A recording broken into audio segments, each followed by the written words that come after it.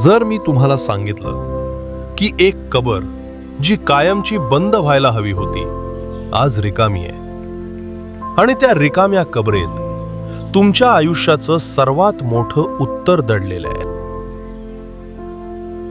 पण प्रश्न हा आहे की ती कबर रिकामी का आहे? आणि जर ती खरंच रिकामी असेल तर त्याचा तुमच्यासाठी काय अर्थ होतो? तो तिसरा दिवस होता. सर्व काही संपले होते. ज्या येशू ख्रिस्ताला लोकांनी आशा मानले होते त्याला वधस्तंभावर खिळण्यात आले. त्याचे शिष्य भयभीत झाले होते, लोक निराश झाले होते आणि जगाला वाटले आता सर्व काही संपले. पण स्वर्गात एक योजना होती. सकाळी लवकर काही स्त्रिया कबरेजवळ गेल्या. त्यांच्या अंतःकरणात दुःख होते, त्यांच्या डोळ्यात अश्रू होते. पण त्या तिथे पोहोचताच त्यांनी पाहिले दगड बाजूला सारलेला होता. कबर रिकामी होती. आणि मग एक देवदूत म्हणाला, तुम्ही मेलेल्यांमध्ये जिवंताला का शोधत आहात? तो येथे नाही, तो उठला आहे. याचा अर्थ काय?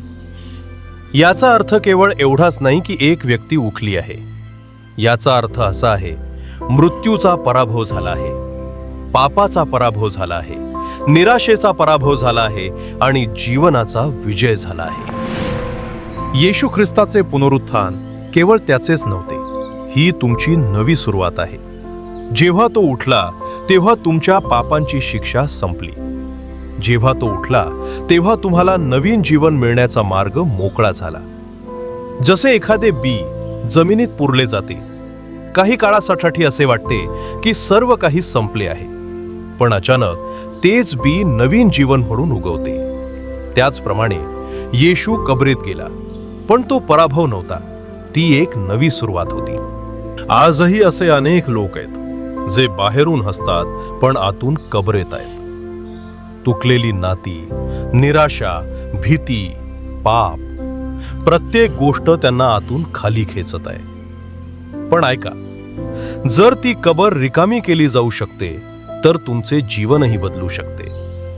येशू ख्रिस्त आजही जिवंत आहे आणि तो तुम्हाला बोलावतोय. तो म्हणतो, मीच पुनरुत्थान आणि जीवन आहे. जो कोणी माझ्यावर विश्वास ठेवतो तो जगेल. जर तुम्हालाही तुमच्या कबरेसारख्या जीवनातून बाहेर यायचे असेल तर आज इथेच तुमच्या अंतःकरणात एक निर्णय घ्या आणि म्हणा, येशू, माझा तुझ्यावर विश्वास आहे.